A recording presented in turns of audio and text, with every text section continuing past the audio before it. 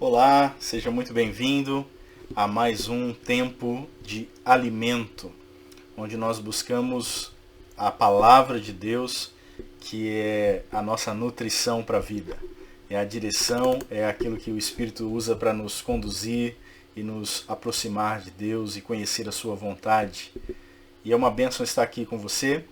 Nós estamos nessas semanas meditando no livro dos Salmos, nessa verdadeira escola de oração e escola de vida.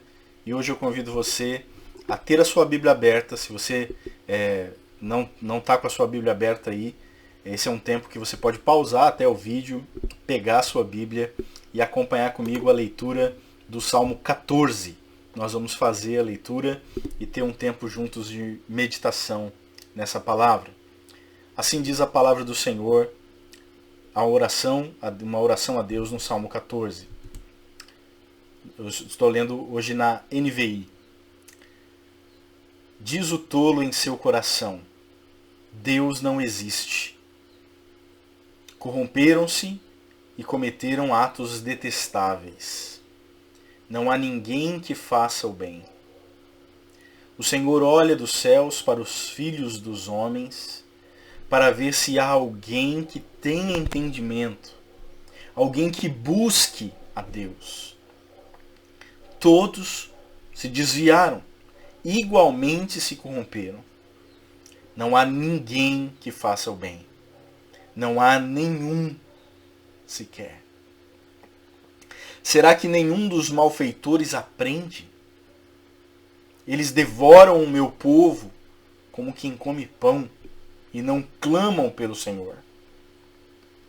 Olhem, estão tomados de pavor, pois Deus está presente no meio dos justos. Vocês, malfeitores, frustram os planos dos pobres, mas o refúgio deles é o Senhor. Ah, se de Sião viesse a salvação para Israel! Quando o Senhor restaurar o seu povo, Jacó exultará. Israel se regozijará. Ore comigo. Senhor, a tua palavra inspirada, poderosa, nosso alimento. Nós pedimos que essa palavra, mediada pelo teu Espírito agora nesse tempo, venha a nos fortalecer e dirigir as nossas vidas. É a nossa oração em Cristo Jesus. Amém. Esse é um dos começos dos salmos mais impressionantes. Diz o tolo em seu coração: Deus não existe. Essa é uma verdade que o salmo está constatando aqui, nos fazendo pensar de como na Bíblia a insensatez, a tolice, ela é um alvo de muita reflexão. Nós encontramos aqui nos Salmos, nós encontramos no livro de Provérbios, sempre esse tema do tolo, do insensato, em contraponto ao justo, aquele que está conhecendo a Deus, aquele que está andando com Deus. E na Bíblia a insensatez, a tolice, ela sempre na prática vai desembocar no egoísmo. Como assim? Porque a insensatez, a tolice na Bíblia é nada mais do que querer viver para si mesmo. E a gente vê isso aqui no Salmo. Como o tolo, o malfeitor, o insensato, que não busca Deus, aparece em vários lugares aqui nesse Salmo, por exemplo, quando ele, no verso 6, tenta frustrar os planos dos pobres. E ainda esse destaque, mas o refúgio deles, o refúgio dos pobres, é o Senhor. Eles devoram o meu povo como quem come pão, no verso 4. É aquele que vive só para si mesmo e que usa outras pessoas e que se relaciona com outras pessoas não para doar, não para repartir, não para compartilhar, mas apenas para extrair algo para ele mesmo. Isso em tudo. O tolo, o insensato, é aquele que entra num relacionamento, entra numa amizade ou até entra numa igreja pensando: o que tem aí para mim? O que tem de bom para mim? O que eu vou extrair? Como que eu vou sugar? Como que eu vou pegar tudo que tem nesse relacionamento, nessa amizade, e para que eu saia ganhando de alguma forma. Ao contrário do justo, que está caminhando com Deus e que está aprendendo a maneira de Deus, que é doar-se. Mas é forte essa frase: o tolo diz em seu coração, Deus não existe. A pessoa que vive para si mesmo, que não se abre para o outro, ela também, por consequência, ela não abre a sua vida para Deus. Por isso ela vive voltada para si mesmo, afastada de Deus, alheia de Deus e alheia do outro. E isso é destrutivo. O tolo, o insensato, ele é um egoísta destrutivo, que destrói a si mesmo no fim das contas e que destrói também pelo caminho todos ao seu redor. O tolo, o insensato, porque ele vive para si mesmo, ele não suporta a ideia de ter alguém acima dele. Por isso ele diz no seu coração, não há Deus. Ele tem que negar a existência de Deus. E aí ele pode ter todos os recursos intelectuais, buscar de alguma forma algum arranjo na sua mente, alguma maneira, algum sofisma, alguma maneira de pensar, para que ele venha justificar que Deus não existe para ele. Ou então, se ele não consegue fazer isso, ou se ele nem se dá o trabalho de fazer esse trabalho, porque é um trabalho frustrante mesmo, você querer provar que não existe Deus, quando toda a criação revela que existe um Deus. Quando ele não se dá esse trabalho, ele simplesmente vive como se Deus não existisse. Ele vive como se Deus não existisse. Ou ele caminha por alguém que está exercitando um tipo de intelecto distante de Deus e que valoriza apenas o ser humano, apenas a ele mesmo, ou então ele simplesmente ignora tudo isso e vive como se Deus não existisse. Ou ele vive como se não fizesse diferença se Deus existisse ou não. Agora, antes que a gente aponte dedos ou diga é assim mesmo, né? Esse salmo está aqui para nos mostrar que existe em cada um de nós essa rebeldia. Existe em cada um de nós essa tolice. Existe em cada um de nós essa insensatez. Nós, como pecadores, na verdade, cada pecado, todo pecado é um tipo de ateísmo na prática. É um tipo de ateísmo prático. Cada pecado é você viver e agir naquele momento como se Deus não estivesse ali. Como se Deus ou não existisse, ou como se Deus não importasse se ele existe ou não. Há uma frase que diz que, assim, ninguém diz que Deus não existe a não ser que tenha interesse que ele não exista.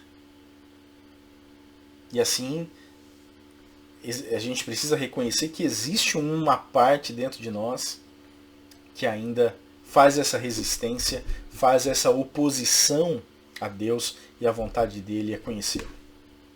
Por isso que o Salmo aqui e a Bíblia como um todo ressalta como é importante o conhecer a Deus. Como a fé em Deus ela é um dom, é um presente. Não vem de nós, é dom de Deus para que ninguém se glorie. Como lá diz em Efésios, nós somos salvos pela graça. Quando nós colocamos a fé em Jesus, quando nós colocamos a nossa confiança na obra salvadora de Jesus por nós, e assim a gente vai deixando de ser tolo, deixando de ser egoísta, deixando de ser insensato, deixando de viver apenas para nós mesmos. Isso é uma graça de Deus. Porque a vida de Deus vem a nós. Quando nós colocamos a nossa confiança em Jesus, é a vida de Jesus vindo na nossa vida. É o DNA de Deus entrando no nosso DNA e nos transformando.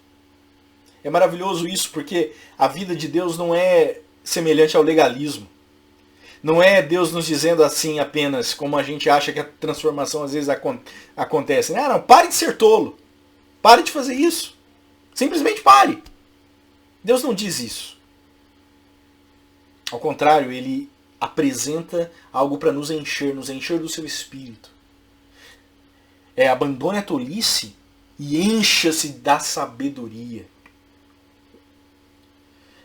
Deixe de falar mentiras e fique quieto, não fale mais nada? Não. Abandone a mentira e encha-se, revista-se da verdade. Paulo vai dizer isso também lá aos Efésios. E tantos outros lugares da Bíblia, no Novo Testamento, na palavra, o Senhor está nos ensinando isso, que a vida de Deus vem a nós não somente para fazer com que a gente pare de fazer coisas, mas que a gente substitua maus hábitos por bons hábitos. A vida de Jesus sempre vai fazer isso. O legalismo vai dizer, não faça isso, não faça aquilo, vai nos encher de regras em que a gente acha que vai consegui-las, cumprir essas regras, ou a gente simplesmente não vai conseguir, e a gente em determinado momento vai dar de ombros, vai deixar de levar aquilo na importância, ou vai achar que vai conseguir, sendo que não está conseguindo, e vai nos tornar orgulhosos espiritualmente. Ou a gente se torna alguém que foge de qualquer tipo de transformação, ou a gente se torna pior do que antes, alguém cheio de si mesmo, agora na versão espiritual, agora na versão religiosa. É isso que o legalismo produz. Mas a vida de Deus na nossa vida, o Evangelho, quando nós compreendemos, ele nos transforma de dentro para fora. Ele nos faz abandonar a tolice de dizer que não existe Deus, de não buscar a Deus, e agora quando eu busco a Deus pela obra dele que ele começou em mim, acontece essa transformação de dentro para fora. Vai acontecendo novos gostos, novos desejos, novos alvos para a minha vida. Isso é um milagre da graça de Deus. Quando Deus age, nós somos transformados. Porque se ele não agir, nós estamos fadados ao que o Salmo diz. O Senhor olha dos céus para os filhos dos homens, para ver se há alguém que tem entendimento, se há alguém que busca a Deus, e ninguém busca a Deus. Todos se desviaram, todos igualmente se corromperam, não há ninguém que faça o bem, não há nenhum sequer. Paulo cita esse salmo, Salmo 14, lá em Romanos 3, na sua argumentação do Evangelho, e quando ele está começando a falar do Evangelho, dizendo justamente dessa necessidade que todo ser humano tem da graça de Deus. Ele nos iguala nessa postura, nessa condição que o Salmo 14 diz. E ele cita justamente o Salmo 14 para ilustrar a nossa condição sem Deus. Não há ninguém que busque a Deus. Então, se Deus não agir sobrenaturalmente, se Deus não enviar o Salvador, se Deus não nos convencer do pecado, da justiça e do juízo, se Deus não nos atrair a Ele, não há ninguém vivendo como deve ser a vida ser vivida. Não há ninguém entendendo o que precisa ser entendido. Não há ninguém prestando atenção em Deus. Todo mundo está errando o caminho. Todo mundo está vagueando sem rumo. Por isso que nós precisamos de um Salvador. Por isso que nós precisamos de Cristo. Ninguém está vivendo do jeito que Deus criou para viver. E ninguém vai conseguir sozinho. Por isso esse salmo é tão maravilhoso. Paulo o resgatou, o citou para justamente embasar o seu evangelho, nos dar a má notícia. A má notícia é essa, ninguém busca a Deus. A má notícia é todos carecem da glória de Deus. Está todo mundo perdido, todo mundo vagueando sem rumo, todo mundo errando o caminho. Mas aí depois ele vem com a boa notícia, mas Deus deu o seu Filho por nós. Ele entregou o seu Filho. Ele diz lá, o salário do pecado é a morte. O salário desse estilo de vida de não buscar a Deus é a morte. Não é algo sem consequência. Mas Deus, pela sua graça, Deus enviou o seu Filho para viver por nós, para morrer por nós, para ressuscitar. Isso é maravilhoso. Não há ninguém que busque a Deus, mas Deus nos buscou. Deus nos atraiu para si mesmo por meio de Jesus. E nós, então, passamos a ter o desejo que a gente nunca teria, que é de conhecer a Deus, que é de ver a Deus. Temos o anseio que estava lá no nosso coração, mas que não era compreendido. E que agora tudo faz sentido. Quando Deus vem ser essa resposta ao anseio mais profundo que a gente tem como ser humano. Então, por mais que esse salmo traga uma verdade dura para nós encararmos, é uma verdade também encorajadora. Porque se você está aqui, se você está interessado em Deus, se você quer Deus, é porque primeiro Deus quer que você o encontre. Deus está se revelando a você. Se você está desejando Deus, é porque Deus deseja que você o conheça. E Ele está se mostrando a você. Isso é maravilhoso. E a verdade é que muitas vezes a gente vai sim lidar com dúvidas sinceras, né? Em relação a Deus. Muitos têm dúvidas sinceras e isso a gente precisa levar em conta. Mas a dúvida faz parte da caminhada de fé. A dúvida se Deus existe ou não, Deus se importa comigo ou não, ela faz parte da caminhada. E nós não precisamos ocultá-la da nossa caminhada de fé, apenas continuar caminhando. Mas esse salmo vem nos dizer, vem fazer a gente perceber que nem todas essas dúvidas elas têm a ver com o intelecto, com a mente.